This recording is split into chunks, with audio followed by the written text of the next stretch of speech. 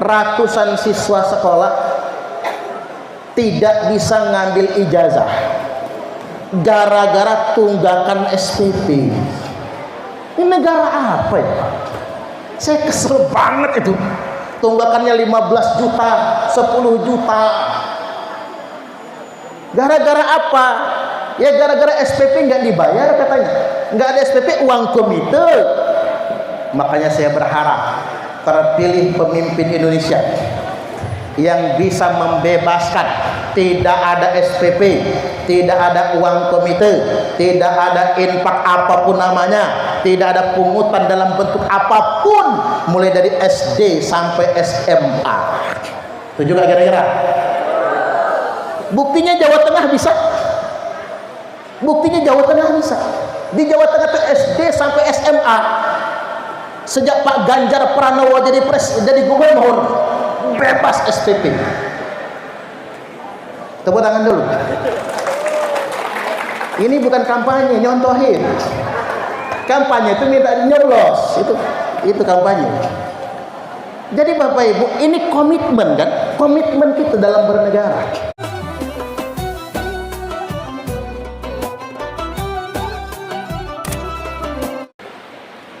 Yang kami ta'zimi Al-Mukarramah Mbah Nyai Hajjah Nur Aini, semoga beliau senantiasa sehat dan panjang umur. Selanjutnya yang terhormat Bupati Pesawaran Bapak Haji Dendi Ramadona Kaligis ST MTR IP. Bupati kita ini gantengnya alap. Dan kita doakan beliau 2 periode memerintah di Pesawaran ini husnul khotimah, tidak dipanggil jaksa, tidak ditangkap KPK, dicintai oleh rakyat Pesawaran, dan saya doakan beliau bisa naik lagi jadi gubernur. Nak gubernur apa wakil gubernur kira-kira? Aku nih dan nganingkan bisik-bisik tetangga soalnya. Oh, nunggu ini doa ini caranya. Selanjutnya yang saya hormati dan yang kami ta'zimi kakanda saya Buya Kiai Haji Ahmad Maksum Abrori, semoga beliau senantiasa sehat dan panjang umur. Beliau ini adalah salah satu jajaran pengurus besar Nahdlatul Ulama PBNU di Jakarta. Kita patut berbangga warga Lampung, khususnya keluarga besar Pondok Pesantren Al-Hidayah dan Hidayatul Quran, bangga Buya kita salah satu jajaran di pengurus besar Nahdlatul Ulama. Selanjutnya yang saya hormati Ketua Gabungan Majelis Taklim Kabupaten Pesawaran, Ibu Hajjah Nanda Indira Dendi. Beliau sama saya itu sama-sama satu tingkatan jabatan. Kalau beliau Ketua Taruna Merah Putih, kalau saya Ketua Baitul Muslimin. Beliau PD Taruna Merah Putih, kalau saya PD Baitul Muslimin Indonesia. Jadi SK-nya sama gitu. Kemudian beliau ini Ibu Hajjah Nanda Indira Dendi punya pendulum, bandulnya ada, bandul ngikutin Pak Dendi, bandul untuk jadi pemimpin. Yang nggak punya pendulum jangan sekali-kali nyalon, gagal, nggak akan jadi. habis duit aja. Apalagi bisnis baru nanjak, tiba-tiba nyalek, habis duit, bangkrut bisnis. Yang sukses tim sukses karena digoreng. Kalau Bu Nanda dari garis wajah pendulumnya ada, bandulnya jelas sekali. Garis wajahnya nih, ahli melihat garis wajah ini, melihat aura. Selanjutnya beliau juga dari nama kan jelas Nanda Indira Dendi. Salah satu, bukan salah satu, Perdana Menteri pertama India itu namanya Indira Gandhi. Kok bisa jodohnya sama Dendi? Jodoh Indira Dendi sama Indira Gandhi. Nama itu memang sudah cocok. Kayaknya sudah garis tangan itu. Mudah-mudahan beliau sukses duduk di legislatif. Allahumma amin. Saya doakan juga sukses jadi Bupati Pesawaran. Amin, amin ya rabbal alamin. Selanjutnya yang saya hormati yakni Buya Kiai Haji Ahmad Mahfud, kemudian saudara saya Buya Kiai Haji Ahmad Ubaidillah Abror, yang juga Ketua Majelis Ulama Indonesia Kabupaten Pesawaran. Yang saya hormati Pak Camat. Pak Camat ya, Pak Camat. Oh, camatnya ganteng amat ya, masih muda camatnya. Pak Camat, kemudian juga Pak Kades, mana Pak Kades tadi? Pak Kades, Kepala Desa Gerni, kemudian Pak Babinsa. Pak Babinsa punya rokok enggak? Nanti dikasih Pak Bupati kalau belum ada. Babin Kamtipmas enggak ada ya? Tidak hadir. Selanjutnya yang saya hormati segenap pengurus Majelis Taklim di Kecamatan Tigineneng yang tidak dapat saya sebutkan satu persatunya, juga segenap pejabat Kabupaten Pesawaran yang hadir pada kesempatan kali ini. Ini Pak Heri ini kalau sama saya itu sama-sama RRC, Republik Rakyat Cahna. Karena saya ini Bapak Ibu ubak Jolma Komori. Jadi saya ini asli Kampung Surabaya, dekat Nikan, di Ogan Komering Ulu. Kalau umak Saung Nage peninjauan, Saung Nage ulah namun. Komering Surabaya itu kampung preman. Saung Nage itu kampung preman. Jema Saung Nage itu dikatakan bange dek kena kendauhan, dikatakan salah dek dengulukan alam. Ame kampung Bindu itu kiai ratu-ratu. Makanya abuya kita, orang tua kita, Mbah Abrori Akwan, ya memang garisnya sejarahnya Bindu itu adalah kampungnya ulama, kampungnya kiai. Kalau Saung Nage tadi dikatakan banget dia kena tunda. Jadi Ogan Komering Ulu. Tadi Pak Heri tanya, kok saya sering ceramah di YouTube bahasa Ogan? Karena bahasa ibu. Ibu itu sangat dominan. Saya lahir di Bukit Kemuning, Tanjung Raja, Lampung Utara. Jadi lebih fasih bahasa ibu. Kalau bahasa Komering cuti-cuti. Cuman kadang-kadang kalau dibawa ke ceramah takut salah ngomongnya. Tapi kalau dari nasab Bapak Ibu asli Komering, Surabaya. Jadi keluarga besar kita masih di sana, kampung 1, kampung 2, kampung 3, termasuk di Batu Marta, Transmigran itu. Jadi mulai unit 6, unit 7 sampai unit 10 itu orang Komering Surabaya. Baik hadirin wal hadirat Bapak Ibu, ini sudah jam setengah 4. Enggak apa-apa ya asar ditunda dikit, kan udzur syar'i, enggak jadi masalah. Inilah enaknya kita ngaji di tengah-tengah orang ngerti. Kalau orang Bandar Lampung itu banyak orang rajin ke masjid tapi enggak ngaji, enggak ke majelis, enggak ngulang kitab.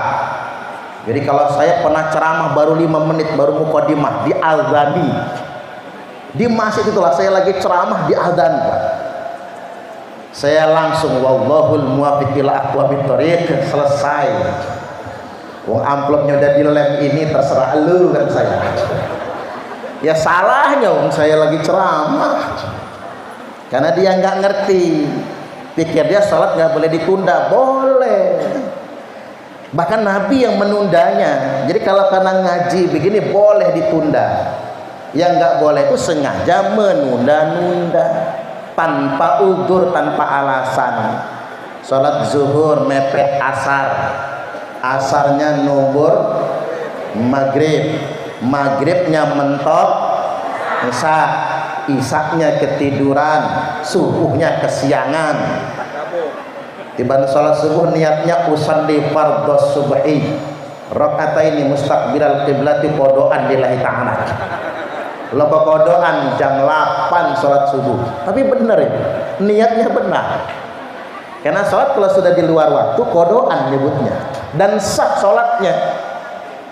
Tapi ibu-ibu lebih hebring. Apa kata ibu-ibu? Usalli fardhos subhi raka'ataini mustaqbilal qiblati, kesiangan lillahi ta'ala. Lo kok kesiangan, Bu? Jam 10 sholat subuh. Anaknya niru. Apa kata anaknya? Usalli fardhos subhi wal dhuhri wal asri wal maghribi wal isya'i, keroyokan, oplosan, totalan lillahi ta'ala. Hancur salatnya. Itu namanya jamak total. Kalau orang Jakarta lebih hebring. Subuh maraton, zuhur ke salon, asar main badminton, maghrib mainin handphone, isya nonton sinetron, mati kena smackdown malaikat Israfil. Jadi nggak apa-apa sholat ditunda-tunda apa-apa. Dan Nabi sendiri menunda sholatnya kalau belum selesai menyampaikan nasihat. Baik, karena hari ini gabungan majelis taklim dan yang datang ibu-ibu rata-rata, saya hendak mengapresiasi ibu-ibu Indonesia. Wanita Indonesia itu hebat-hebat dan tangguh-tangguh. Tepuk tangan dulu. Jadi wanita Indonesia masuk daftar wanita tertangguh sedunia internasional. Buktinya apa? Satu, wanita Indonesia ini kerjanya capek, monoton, itulah membosankan, dari bangun tidur sampai tidur kembali dan tidak digaji. Tepuk tangan. Kan nggak digaji. Cuma tadi Pak Bupati mengeluhkan karena sibuknya Bu Nanda Indira Dendi sampai khawatir nggak dibuatkan nasi goreng, nggak ditanya makan siang, atau gini aja Pak, nambah yang baru aja. Mumpung Bu Nandanya lagi ke Metro ini. Wah jangan, kata beliau, nanti tambah kurus beliau. Jadi karena beliau kan 3 kabupaten ya, Metro, Sawaran, dan Prengsewu. Jadi sekali lagi luar biasa kan Bu, kerja monoton. Itulah yang dikerjakan. Mulai dari bangun tidur, masak. Coba bayangkan, seandainya tugas itu sekali-kali lah, sebulan dipindah dulu jadi kerjaan bapak-bapak. Bisa nggak kira-kira? Hancur kayaknya. Dan itu nggak digaji loh. Coba sekali-kali searching berapa gaji babysitter di Jakarta sekarang. Luar biasa, 4 jutaan kan. Belum yang luar negeri, gaji babysitter, gaji tukang masak. Seandainya ibu-ibu mesti digaji, mau nggak Bu? Ibu-ibu capek di rumah digaji, mau nggak Bu? Mau dong. Ya iya dong. Coba bandingkan sama orang Arab. Mengapa orang Arab mencari tenaga kerja, asisten rumah tangga, ada yang khusus masak, ada yang khusus ngepel, ada yang khusus gosok, karena dia tidak mau melihat istrinya kelelahan. Suami peras keringat banting tulang, kepala jadi kaki, kaki jadi kepala, cari nafkah. Dia sisihkan penghasilannya untuk membayar asisten rumah tangga. Berani bayar mahal karena sayang istri. Bo, mau nggak? Ya nggak gitu amat, nggak apa-apa. Saya ingin ngutipkan hadis itu buat bapak-bapak ini sadar jadi laki-laki. Mentang-mentang bapak-bapaknya dikit ya. Pokoknya saya menangin emak-emak aja hari ini. Akmalul mu'minina imanan ahsanuhum khuluqa. Orang mukmin yang paling sempurna imannya adalah yang paling baik akhlaknya. Jadi ukuran orang mukmin yang sempurna imannya bukan pangkat kedudukannya, bukan taraf pendidikannya, tapi akhlaknya. Wa khiyarukum khiyarukum linisaihim khuluqa. Dan laki-laki terbaik di antara kalian adalah yang paling baik dengan istrinya. Bu, bapak-bapak ini baik nggak bu? Baik nggak? Baik, hebat ibu-ibu, pintar menutupi aib suami, luar biasa. Padahal pengen jawab jahat, jangan bu, dikampleng sampai rumah. Jadi suami yang baik itu setidak-tidaknya memperlakukan istrinya dengan baik. Dia capek bekerja, capek usaha, setidak-tidaknya kata-katanya menenangkan buat istrinya. Contohlah Nabi kalau manggil istrinya ya Umairah, wahai yang kemerah-merahan. Ibu pernah dipanggil kemerah-merahan? Boro-boro. Laki zaman maknahi terus terang, wahai hitam, wahai coklat. Terus terang nih bapak-bapak nih. Padahal ibu-ibu pengen dipanggil kemerah-merahan, dandan serba pink, kerudung pink, bajunya pink, androknya pink, daleman nah ngaku kan? Bedaknya pink, blush onnya pink, lipstiknya. Tapi ngapa ya bu, ibu-ibu itu kalau pakai lipstik sering nyangkut di gigi ya. Ngapa lah ibu-ibu? Lipstiknya pink, sedoknya pink, lewat depan suami pengen dipanggil kemerah-merahan. Apa kata lakinya? Anak babi mau kemana ya? Oi, mentang-mentang anak babi pink juga. Teganian bapak-bapak nih. Sekarang kita sadar diri, sadar posisi, betapa lelahnya seorang istri mengerjakan pekerjaan rumah tanpa piagam penghargaan, tanpa gaji dari suami. Setidak-tidaknya ucapkanlah kata-kata yang menyenangkan buat istri. Setuju atau setuju? Tepuk tangan lagi. Satu kan. Yang kedua, wanita Indonesia ini dikatakan hebat dan tangguh, nerimo berapapun yang dikasih suami. Ya bayar. Apalagi jemugan tuh mengkilanggok dek kira. Di bahasa Inggris nih, jemugan tuh mengkilanggok dek kira, tapi paling nerimo ugan semendung. Dinjok laki uang belanja 5 juta, au katanya. Dinjok 10 juta, au. Dinjok 500.000, au. Cuman dinjok 50.000 sebulan, au. Mak mana cukup kalau cuma 50.000, saking aunya. Wanita Indonesia tuh nerimo, nggak ada sejarahnya wanita Indonesia nggak nerimo. Karena kalau ibu-ibu ini nggak nerima, bapak-bapak udah ditinggalin. Ya nggak kira-kira? Cuman kalau lagi ada rezeki pak, jangan pelit sama istri.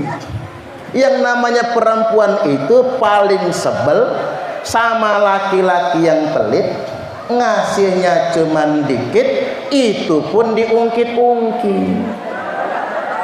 Betul apa betul? Ada nggak? Yang mana? Yang mana? Kalau di sini udah ngasih cuman dikit tapi diungkit terus, kan sesek rasanya. Apalagi diomongin kok duit segitu udah habis, gak enak rasanya. Kan beras mahal ya Bu ya, beras mahal, cabai mahal, apa-apa serba mahal sekarang. Makanya sekali-kali Pak kalau ada rezeki panggil istri, mama, meriki mama, enten opo papa. Nanti dulu papa, mama sedang membersihkan teletong. Oh pacak nian, bibi itu ngomong teletong. Oi, sudah selesai mama, sudah papa. Lenggah mama, istri duduk. Oh kirain mau minta pamitan mau kawin lagi. Ternyata bukan, rogoh kantong kanan Pak, banting duit 15 juta. Jeger. Ini uang apa Papa? Kata si istri, ini uang belanja mama, buat beli beras, bayar listrik, cicilan kulkas, cicilan seragam muslimah, cicilan baju-baju putih ini, cicilan Tupperware, ongkos anak sekolah. Kira-kira cukup mama? Cukup Papa. Malah ada turahan, ada sisanya. Kalau sisa ambil simpen sama mama. Alhamdulillah itu suami yang baik. Sisaan gak diambil lagi, disuruh simpen sama istri. Begitu istri balik badan mau berangkat ke dapur, minumnya datang. Nanti lanjut lagi nanti. Taruh aja dulu. Pinter juga santri pengen masuk syutingan ini ya. Silakan, mati sur.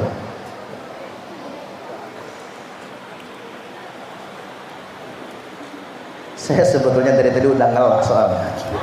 Itu kan udah habis 1 botol saya di bawah. Bismillah.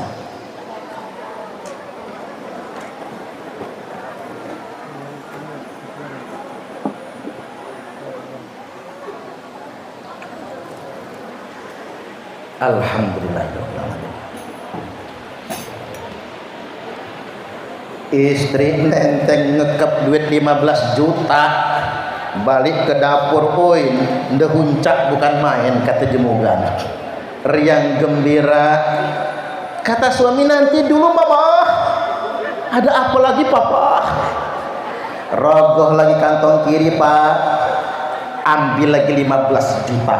Jereger. Ini uang apa lagi papa? Ini bonus untuk mama. Capek mama masak, capek mama nyuci, capek mama ngurus anak, ngurus papa. Ini gaji bonus untuk mama 15 juta. 15 juta uang belanja, 15 juta bonusnya 30 juta. Mau nggak Bu? Ngimpi. Oh terbang taruh nih gara-gara mimpi. Tapi kalau ada jangan pelit ya Pak. Kalau ada jangan pelit. Yang penting Pak Kades jangan pakai dana desa Pak. Nanti diborgol. Ingat Bapak Ibu, menurut saya jadi Kades di zaman sekarang berat sekali. Berat sekali. Betul nggak kira-kira? Selip dikit diperiksa jaksa. Betul kan? Diperiksa jaksa, akhirnya suruh ngembaliin. Gaji itu kan cuma 2,5 juta ya Pak ya.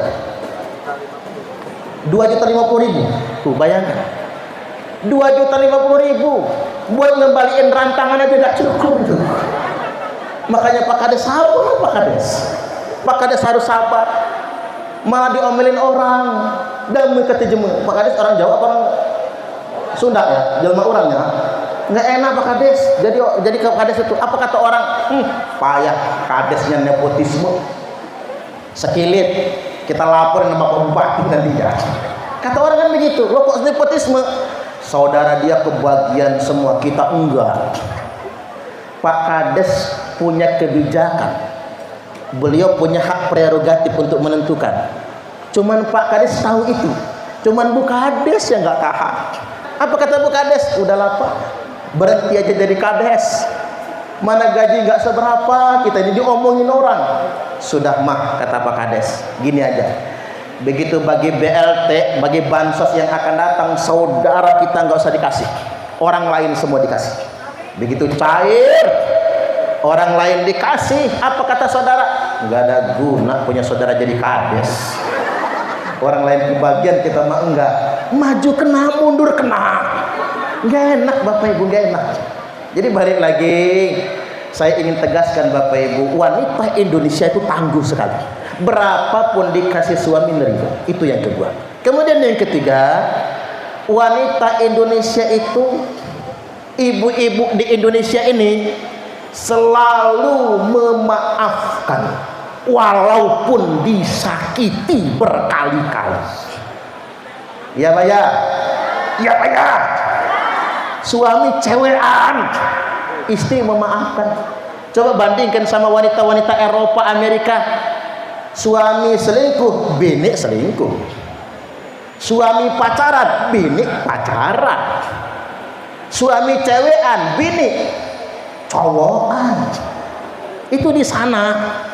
Wanita Indonesia luar biasa, saking tangguhnya. Walaupun disakiti berkali-kali demi anak tetap bertahan. Ya enggak Bu? Dengerin tuh Pak, saya cuma ingin ngasih tahu sama bapak-bapak ini. Laki-laki yang rajin mencium istrinya relatif lebih panjang umur jika dibandingkan dengan laki-laki yang mencium istri tetangga. Setuju gak kira-kira? Oi kapak jemeh lah macam-macam. Nah wanita Indonesia itu tangguhnya luar biasa, bertahan Bapak Ibu walaupun disakiti, walaupun diselingkuhi. Itu saking tangguhnya wanita-wanita Indonesia. Kemudian yang berikutnya, yang keempat, wanita-wanita di Indonesia ini jarang healing, jarang pelesiran, jarang jalan-jalan, gak apa-apa. Yang penting iso budal ngaji. Yang penting pacak ngaji, pacak berangkat ke pengajian, jadilah. Saking wanita Indonesia ini nerimanya. Tapi kalau bisa sekali-kali lah Pak, healing. Diajak jalan-jalan istri itu. Mula-mulanya Wali Songo kan sambil jalan-jalan itu. Diajak pelesiran, diajak liburan kalau ada rezeki, kan begitu, buat menyenangkan istri. Walaupun kendati pun demikian, ibu-ibu berangkat ngaji, jadilah. Yang penting dapat ridho suami. Itu yang terpenting. Memang bagi wanita yang penting ridho suami. Karena jangan sampai ibu-ibu keluar rumah tanpa izin suami, walaupun buat ngaji, tidak boleh, harus izin dulu. Karena kalau pergi tanpa izin suami, lam tuqbal laha shalah, salatnya enggak diterima. Itulah pentingnya bagi wanita. Perempuan itu paling gampang masuk surga, paling gampang masuk neraka. Kalau ibu-ibu pengen masuk surga, taat suami. Tapi kalau ibu-ibu pengen masuk neraka, gampang Bu, melawanlah dengan laki. Laki sedang tidur, sepak palanya, gratis masuk nerakanya. Yang kelima, tangguhnya, hebatnya wanita Indonesia itu, kalau suami kekurangan, istri membantu suami mencari nafkah, bahkan sampai menjadi TKW ke luar negeri. Luar biasa Pak, wanita-wanita Indonesia ini sampai jadi TKW ke luar negeri demi membantu suami. Wa ayyakuna rizquhu fi baladih, padahal rezeki yang paling baik itu dari kampung dewe, dari kampung kita sendiri, dari negeri kita sendiri. Sebanyak apapun penghasilan kita merantau ke luar negeri, rezeki terbaik adalah dari kampung kita sendiri. Tapi mengapa wanita-wanita menjadi TKW ke luar negeri? Karena hidup sengsara, rumah mau disita bank, punya laki pemalas. Ada nggak sih yang kayak gitu? Akhirnya istri terpaksa merantau ke luar negeri. Istri peras keringat banting tulang di luar negeri. Mohon maaf betul. mempertaruhkan kehormatan dirinya. Ya Pak ya, saya sekali lagi atas bentuk kepedulian kepada wanita-wanita Indonesia yang merantau ke luar negeri. Beliau-beliau berjuang mempertaruhkan kehormatan diri, bahkan mempertaruhkan nyawa demi nafkah keluarga. Mereka menjadi pahlawan devisa, kirim buat keluarga di kampung. Lakinya cewekan malahan. Payah nih bapak-bapak malah selingkuh. Tapi saya ingin tegaskan pada kesempatan kali ini, mengapa kemudian sampai TKW mampir keluar merantau ke luar negeri? Jawabannya sederhana, karena kita belum sejahtera. Ya Pak ya? Ya Pak ya? Karena kita belum sejahtera. Mengapa Indonesia belum bisa maju? Karena ada beberapa kendala. Hanya saja proyeksi Presiden Jokowi tahun 2045 nanti adalah tahun generasi emas Indonesia, dan Indonesia akan sejajar dengan semua negara maju yang ada di dunia internasional. Allahumma amin. Tapi kita masih hidup enggak kira-kira ya? Tahun 2045 itu Bapak Ibu, berarti dari sekarang berapa tahun lagi? 22 tahun lagi, atau katakanlah 21 tahun lagi. Mudah-mudahan kita masih sehat panjang umur. Allahumma amin. Tahun generasi emas, Indonesia sejajar dengan semua negara maju.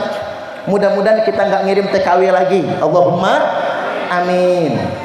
Tapi tetap ada penghambatnya. Apa penghambatnya? Korupsi. Makanya Bapak Ibu, ini tahun politik. Saya berdoa dan kita semua berdoa, mudah-mudahan terpilih pemimpin Indonesia, wakil rakyat kita juga yang bersih dari korupsi dan betul-betul memperjuangkan kepentingan rakyat. Allahumma amin. Tepuk tangan dulu biar pada sadar. Karena begini Bapak Ibu, kalau kata Profesor Dr. Mahfud MD, tahu Pak Mahfud MD? Tahu Pak Mahfud MD? Menko Polhukam, Panglima Pemberantas Korupsi. Geger gede Indonesia gara-gara Pak Mahfud MD. Gara-gara Pak Mahfud MD jenderal di bawah, tidak kenal pangkat apapun, menteri bergol. Kata Pak Mahfud MD, dari sektor pertambangan saja, pertambangan deh, kalau nggak dikorupsi, itu per kepala warga negara Indonesia ini, mulai dari bayi baru brojol, pacak brojol deh, mulai dari bayi yang baru brojol sampai undang-undang ugo-ugo kajut-kajut, mbak-mbak yang sudah tepar nggak bisa bangun lagi, itu dapat 20 juta sebulan kalau tidak dikorupsi. Ini yang menghambat kemajuan kita tuh korupsi Bapak Ibu. Itu yang menghambat kemajuan kita.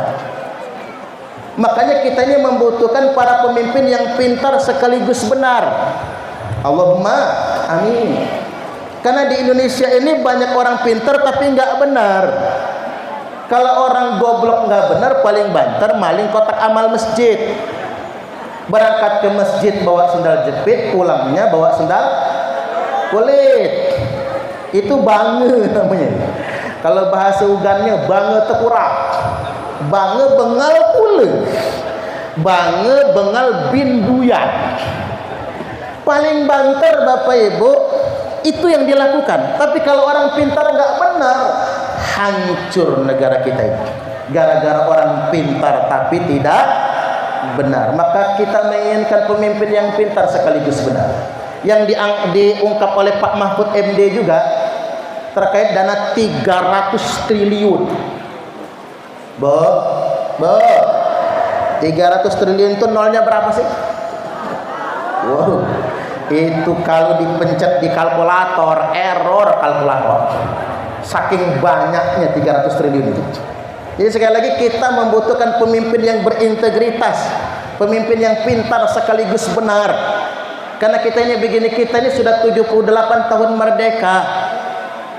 Masih banyak sekarang, nggak tahu kalau di Pesawaran, kalau di Bandar Lampung Baden, ratusan siswa sekolah tidak bisa ngambil ijazah gara-gara tunggakan SPP.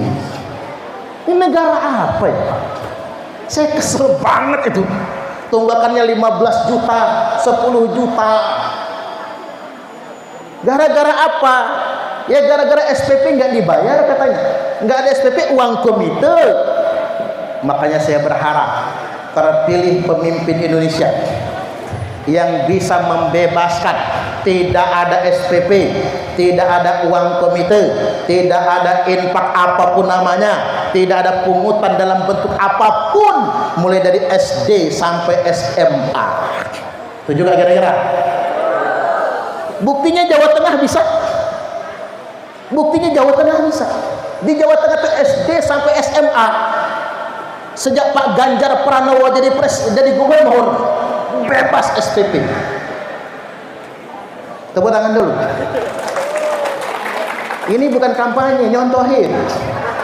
Kampanye itu minta nyoblos, itu kampanye. Jadi Bapak Ibu, ini komitmen kan? Komitmen kita dalam bernegara. Tetapi ingat begini, saya juga ingin membantu pemerintah lah. Sebetulnya kita ini sudah kaya-kaya, betul nggak kira-kira? Kan ada di buntut truk tuh, enak zaman kuto, sapu pule ngatakan itu. Tanya mah ini Bapak Ibu, nah bahasa Inggris yang satu ini. Ame zaman dulu, kan nama di dusun di itu nyebutnya kepala suku. Kepala dusun itu kepala suku. Zaman dulu yang punya TV di kampung saya cuman Pak Kepala Suku. TV hitam putih, pakai aki. Lagi seru-serunya nonton Ria Jenaka, mati TV-nya. Habis aki. Zaman dulu di Talangdihi yang ada motor cuman Pak Kepala Suku, mereknya L2 Super. Zaman maknahi Bapak Ibu, semua rumah punya TV, LCD TV, LED TV, TV digital.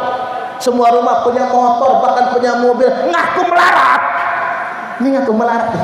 Orang zaman sekarang, mohon maaf, kadang-kadang kita ini mental miskin. Padahal sugih, HP Android, kemana-mana selfie. Tapi ngapalah mak-mak tuh kalau selfie mulut dipengot-pengotin ya. Ngapalah mak-mak itu. Kemana-mana selfie, nggak usah pakai jaring, takut kampanye nanti.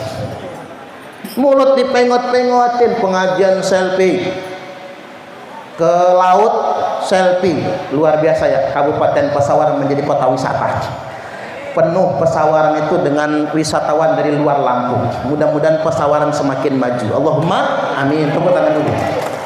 Luar biasa. Ini balik lagi Bapak Ibu, kemana-mana selfie, ke laut selfie, makan di restoran selfie, nongkrong di jembatan Tinggi Neneng selfie.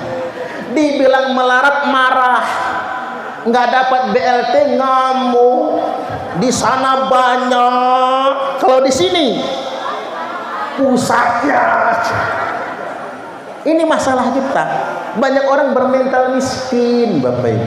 Rumahnya sudah gedong, tapi masih nerima PKH. Ada nggak kira-kira? Oh, banyak kan? Mohon maaf kalau ada yang tersungging. Lagunya jilbab modis, mukanya glowing skincare, kerjaannya arisan, manggil temennya bestie. Grup sosialita ibu-ibu grening, manggil teman di WA grup Jeng. Jeng, hari ini arisan di rumah siapa Jeng? Di rumah Jeng Astuti. Jang. Bu, bagi yang kayak gitu nyadar diri, sekali-kali ke dapur, cari tabung gas yang warnanya hijau. Di situ ada yang warnanya putih, tulisannya baca, hanya untuk rakyat miskin. Kan begitu. Ayo kita coba sadar hari ini. Ternyata betapa banyak kita ngambil hak orang lain, kan begitu? Yang bukan hak kita. Saya ingin ingatkan, tangan di atas lebih baik daripada tangan di bawah. Betul betul. Berbagi lebih baik daripada meminta. Yuk, yang bergaji berbagi, yang ada memberi sesuap nasi yang engkau masukkan ke dalam perut orang yang lapar, itu lebih baik daripada membangun 1000 masjid jamiah. Tak ulang, sesuap nasi yang engkau berikan kepada orang yang lapar itu lebih baik daripada membangun 1000 masjid jamiah.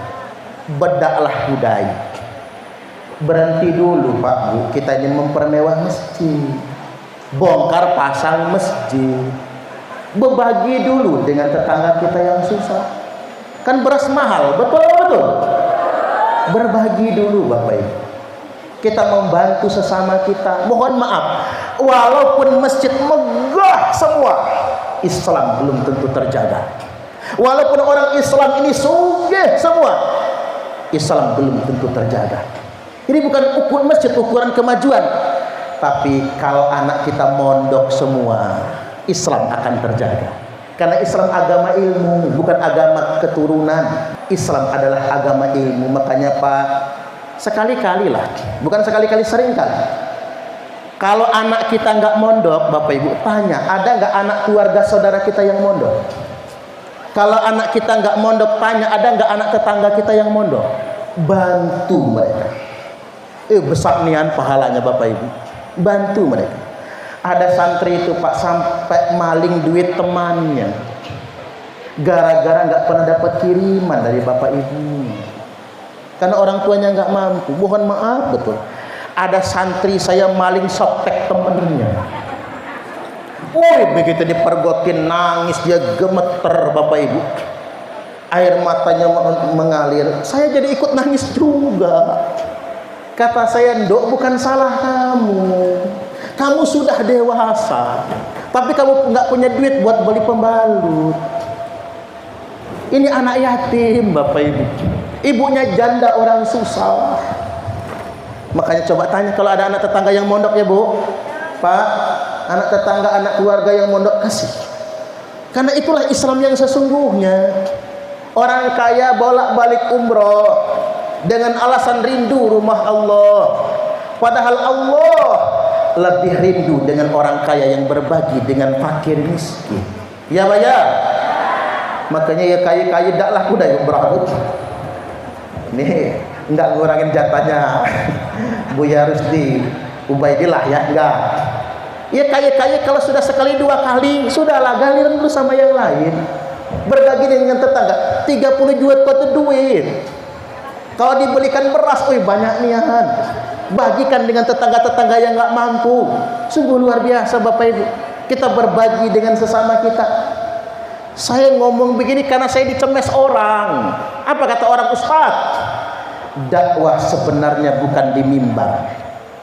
Dakwah sebenarnya bukan di panggung-panggung ceramah. Tapi dakwah yang sebenarnya ada di tengah-tengah masyarakat yang lemah. Iya juga ya Pak. Dakwah itu kalau di panggung kayak gini jelas. Ini ada sanginya ini. Kanda saya Yai Maksum tidak mungkin nggak nyangoni, malu nanti dia. Subhanallah, ada sangunya. Kalau pengajian akbar itu orang nanya, Pak Yai kira-kira transportnya berapa? Mapas. Tinggal nyebut Bapak Ibu, walaupun saya malu nyebutnya. Sampai segitunya. Khutbah Jumat di Bandar Lampung, masjid-masjid jami 500.000 sekali khutbah. Jadi kalau ada 4 Jumat 2 juta, nyerempet gaji kades. Subhanallah. Apalagi 5 Jumat 2,5 juta, lah kalah gaji kades. Anak kelemak jadi ustaz zaman modern ini ya. Khutbah kian diamplopin Pak. Nabi nggak pernah ceramah diamplopin. Nabi nggak pernah khutbah diamplopin Bapak Ibu. Nggak pernah. Dakwah sebenarnya ada di tengah-tengah masyarakat yang lemah. Iya juga ya Pak. Dakwah yang sebenarnya membantu fakir miskin, membantu sesama kita. Ini tamparan buat saya Bapak Ibu. Saya juga diingatkan sedemikian rupa, tapi mohon maaf. Lah kadang ngomong amplop ini. Lah kadang ngomong amplop. Dikit aja lagi, nggak usah lama-lama ceramah ya, biar diundang lagi. Lah kadang ngomong amplop Bapak Ibu. Jangan gadaikan pilihan kita hanya gara-gara amplop. Setuju nggak kira-kira? Setuju atau setuju? Setuju atau setuju? Jangan di sini aja. Jangan gadaikan hanya gara-gara uang, Bapak Ibu. Nanti kita akan menyesal. Nanti udah sepakat akan milih Ibu Nanda Indira Dendi. Oh, Ibu Nanda Indira Dendi ini kalau artis milik siapa ya? Artis nasional. Udah sepakat milih. Tiba-tiba ada yang ngasih duit cepet. Pindah ngasih yang cepet. Orang Indonesia ini ada malaikat datang minta dipilih, nama malaikatnya Nanda Indira Dendi. Malaikat pulang, demit nyusul. Begitu demit datang, demit ngasih duit, demit yang dicoblos. Itu orang Indonesia. Begitu ada yang ngasih 200.000, siap nyoblos bapak. Wih, kencangnya ngomong siapnya itu 200. Begitu ada yang ngasih 300.000, siap saya dan keluarga nyoblos bapak semua. Begitu ada yang ngasih gopek 500.000, siap saya nyoblos bapak. Bapak juga boleh coblos saya. Nah, ini kacau namanya. Ini negeri apa segala sesuatu bisa diatur dengan amplop? Jangan gadaikan idealisme kita, hati nurani kita hanya gara-gara uang. Itu money politik nggak boleh, Bapak Ibu. Itu jelas juga pelanggaran pemilu. Tapi sebaliknya saya ingin ingatkan pada kesempatan kali ini di bagian akhir, ayo demi membantu pemerintah, membantu Pak Bupati, membantu Pak Gubernur, membantu Pak Presiden demi menyongsong Indonesia emas. Kita lebih baik bermental kaya, Bapak Ibu. Kalau pacak pas bagi BLT atau bansos ngomong sama Pak Kades, maaf Pak Kades, maaf beribu maaf, bantuan kami tolak. Lu ngapa kata Pak Kades? Kami sudah kaya Pak Kades. Kasih saja yang nggak mampu. Setuju nggak? Tepuk tangan dulu. Ala kedikit tepuk tangan itu. Iya dong. Harus berani nolak. Kalau bukan hak kita harus berani nolak. Jangan mau Bapak Ibu. Karena mengapa kalau kita masih kebeli beras, masih ada rezeki buat kita, ganti buat yang lain saja. Jadi jangan sampai kita ini selamanya bermental subsidi. Kalau kita ingin menjadi bangsa yang maju, jangan makan subsidi. Yang mampu membantu yang lemah. Kalau begitu caranya, Indonesia sejahtera. Walaupun begini, yang kaya-kaya saya ingatkan juga, kalau nggak bisa ngebantu, jangan pamer. Ini sugih kaya nggak kira crazy rich, beli bathtub 3 miliar. Tahu bathtub nggak Bu? Bak mandi. Woi, Ibu beli bak mandi di pasar itu ya Bu, yang anti pecah, 100.000 lah besarnya. Itu crazy rich beli bathtub 3 miliar. Beli tas paling murah 500 juta, enggak 1, 10. Lemari dikoleksi dalam lemari. Iya, duit dia, hak dia mau beli. Tapi kalau bisa ya jangan pamer. Jangan pamer kemewahan di tengah-tengah masyarakat yang miskin. Jangan pamer kesenangan di tengah-tengah orang yang susah. Jangan pamer hidup sehat, nikmatnya sehat di dekat orang yang sakit. Jangan pamer kemesraan di dekat orang yang jomblo. Ngenes rasanya, nggak enak rasanya. Makanya dari itu kesimpulannya sekali lagi, ini tahun politik Bapak Ibu, kita boleh bebas milih siapapun ya, bebas. Baik menurut saya, tapi belum tentu menurut Bapak Ibu. Ya Pak ya. Pilih berdasarkan hati nurani kita masing-masing, akal sehat kita masing-masing. Yakin, percayalah, siapapun yang terpilih jadi presiden sudah ditakdirkan oleh Allah. Setuju atau setuju? Tak ulang saya lagi, siapapun yang terpilih menjadi presiden sudah ditakdirkan oleh Allah. 14 Februari 2024 nanti datanglah ke TPS, jadilah warga negara yang baik, ayo kita ikut nyoblos di sana sebagai partisipasi warga negara yang baik. Apapun hasilnya kita serahkan kepada Allah Subhanahu wa taala. Itu saja dari saya, kurang lebihnya mohon maaf dan kepada Allah taala mohon ampun. Wallahul muwaffiq ila aqwamit thoriq. Wassalamualaikum warahmatullahi wabarakatuh.